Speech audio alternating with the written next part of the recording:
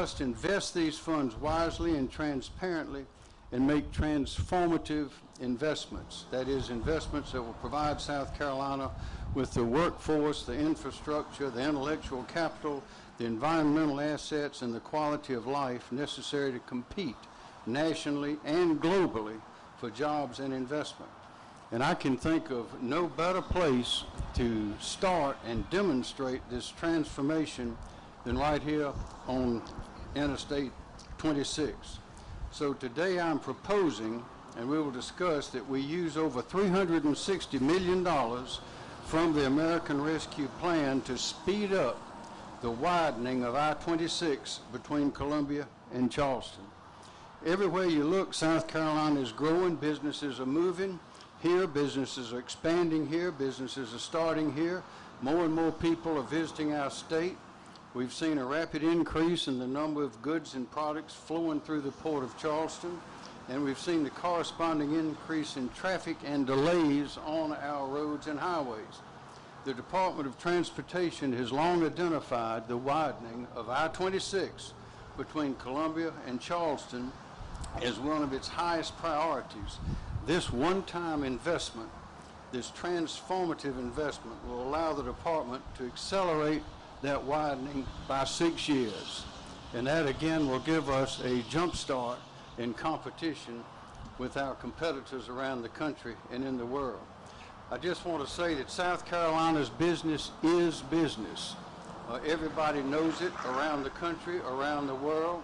We have a very supportive legislature. We have very supportive public officials. We have a very enthusiastic population. We have a right to work law. We never close, and the sun is always shining in South Carolina, and that is why we are outstripping and outcompeting our neighbors. Christy Hall. Thank you, Governor McMaster. It's a pleasure to be here with you this morning, and I want to talk a little bit about the I-26 project. As you can see behind me, it's a very busy interstate here in South Carolina. I-26 is actually the longest interstate in all of South Carolina when you look at it from end to end. And the section here behind me carries about 22 million vehicles per year, 5 million of which are truck traffic. As you can see, a lot of truck traffic goes up and down this section of interstate as it heads towards to and from our coastal port. This section of I-26 was built nearly 60 years ago. So it's 60 years old, and in that time, we've had an increase of more than 30% in traffic all across the state, including right here. Obviously, we're the 10th fastest growing state in the nation, so with that comes a lot more travel, a lot more traffic, and with that, congestion when the infrastructure does not keep up with that growth.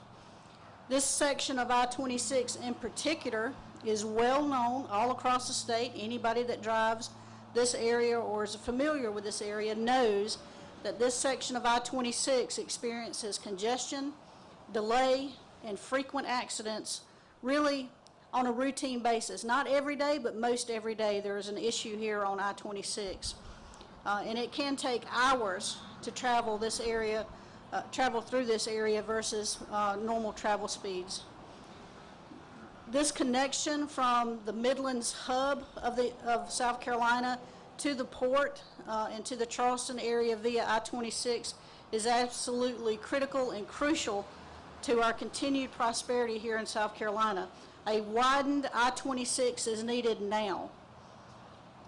As the governor mentioned, this is a high priority for the South Carolina Department of Transportation because we recognize the need to address the current issues that we have here on this section, as well as to set the stage for our future growth and continued economic prosperity. Our original plan that we've been working on at the Department of Transportation for a couple of years is to tackle the widening of I-26 really from both ends, working inward. So working from the Columbia end towards Charleston and working on the Charleston end towards Columbia. And we had intended to work on those two, on it in segments, really two 15 or so mile pieces at each time on either end. over the next 10 years. So our original plan was to go to contract with the last segment in 2029 or 2030. So a 10-year, a decade-long project. With this bold plan proposed by the governor, what this does, with this one-time funding boost, will accelerate this project forward by at least 6 years to get us going really where we'll be poised to go to construction with our first phase of it next year, and then the two subsequent phases on each end by 2023, and then construction will continue in sequences after that. So instead of starting the project within the next 10 years, we are anticipating being able to complete the project within the next 10 years. So that's a remarkable vision by the governor to accelerate this project forward. Governor, I want to thank you for your vision and your leadership on this matter. This is vitally important for our state, and I urge the General Assembly to concur in this bold proposal for the benefit of our citizens, businesses, and visitors to South Carolina. With that, it's going to be my pleasure to introduce April Allen. She's the board chair of the South Carolina Manufacturers Association and also with Continental Tire. April? Good morning. Thank you. It's a pleasure to be here with all of you. As Christy said, my name is April Allen, and I am the current board chair at the South Carolina Manufacturers Alliance, and I do work for Continental Tire. The manufacturing industry is a major driver for South Carolina's economy. Manufacturing in our state has estimated annual economic impact of more than $200 billion. To maintain and grow our businesses meeting the demands of our customers, we must have the ability to move our raw materials, our finished products, both domestically and internationally. We also need to move our people back and forth from work to home every day. The state's road system is critical to our businesses. That's why today's announcement of this investment to improve this portion of I-26 is so very important. Strong and reliable infrastructure that helps move products efficiently and gives our hardworking manufacturers the tools that we need to succeed is critical. We applaud the governor and the legislature and the DOT for seeing the value in making this investment in infrastructure and recognizing the positive impact that this will make for our state. So with that, I'm going to introduce Sean Goodwin, who is the chair of the South Carolina Truckers Association.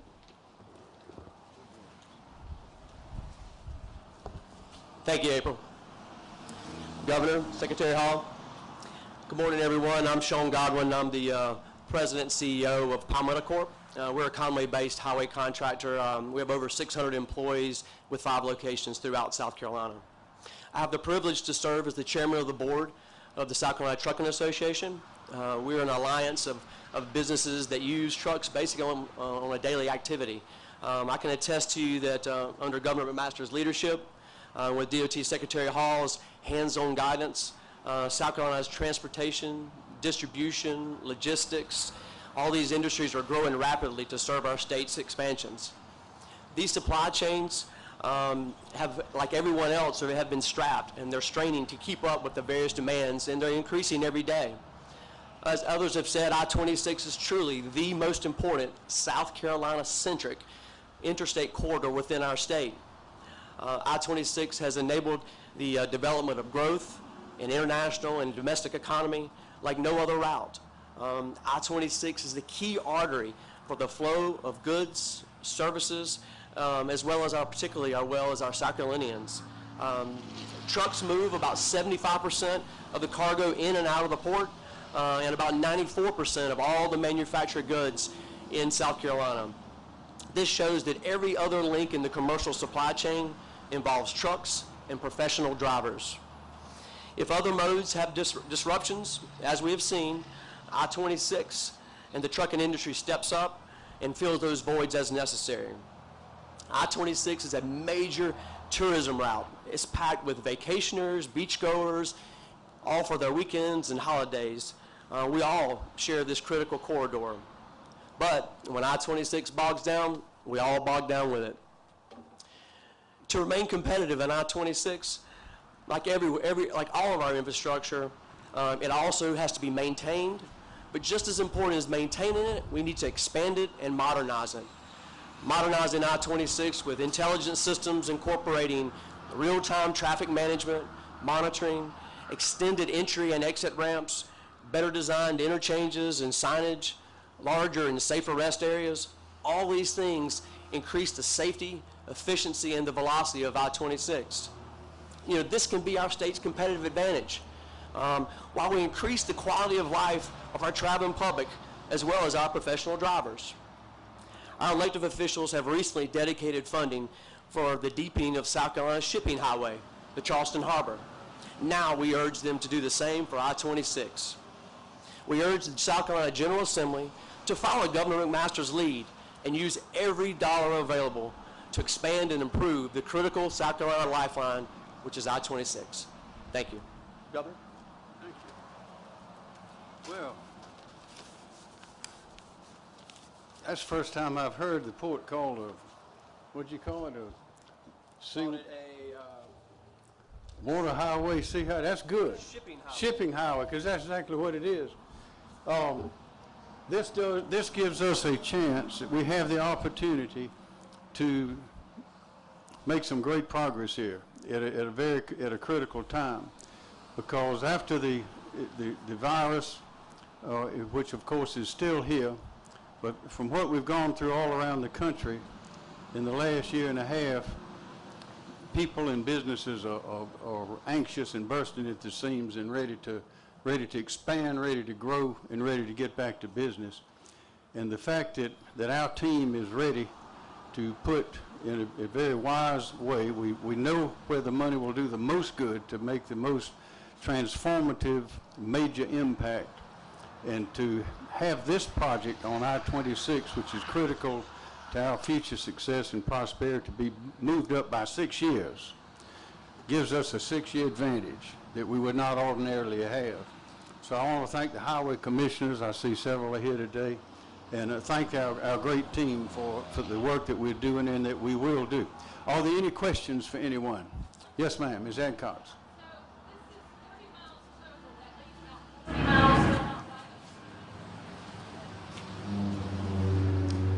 So there's a 20-mile segment in between these two portions. I expect that pending approval of this funding that we will likely be able to extend the widening a little bit greater than the 15 miles we're showing here, because there's a benefit to starting earlier. You avoid all the cost escalations that are built into some of these estimates, so I expect we'll be able to do a little bit more than what we're showing here today and do it faster than what we had originally planned. So this one-time infusion basically creates a cascade of events, not only taking advantage of the timing and moving things up forward, but it also will enable us to, the funding that we had planned in 2029, 2030 to start this last segment, we'll be able to move that forward as well. So the cascade effect of this one-time infusion will enable us to begin work really on the entire corridor over that same time period that we were looking at before.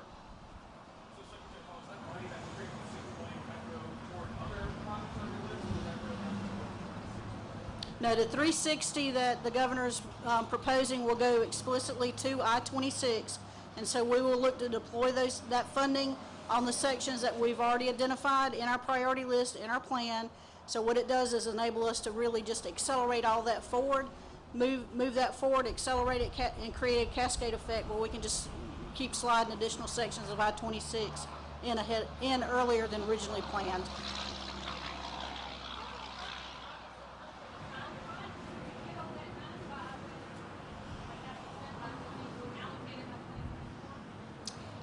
Yes, our plan actually, part of the beauty of the plan is that it's applying funding towards an existing priority that we've already identified, and we've been working on the design work and the plans for this. So it's really a matter of once the money becomes available, we're ready to go. I don't anticipate any issues whatsoever on that.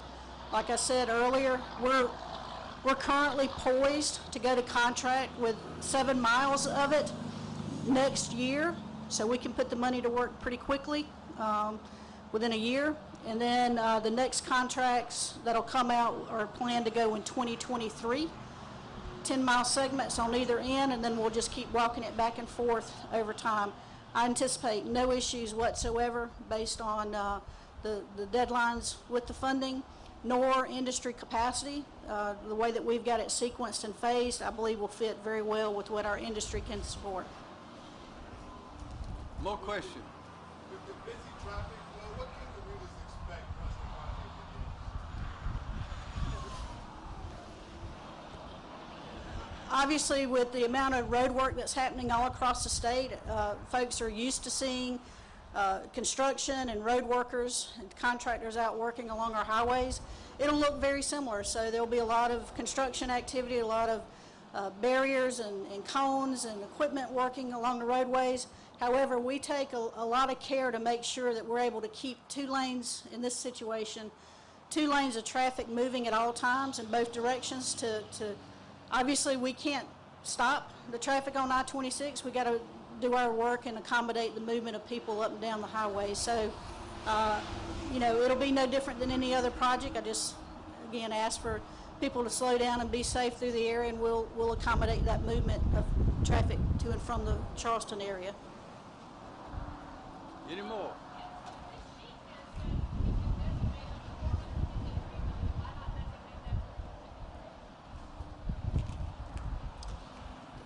$360 is what we need. That's what we've identified needed to close the gap from an acceleration time point for us. So that was the request, and that'll fit well within our plan.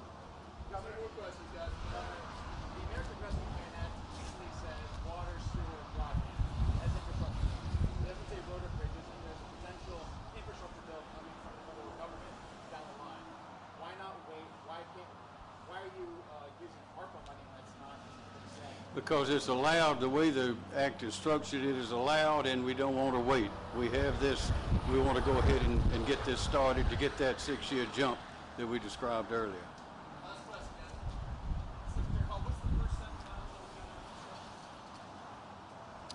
to construct? The first 7 miles that we have planned to go to contract will be from Jedburgh Road to SC27. And again, that's poised and ready to go to construction next year. Thank you. Thank you. Thanks very much. Always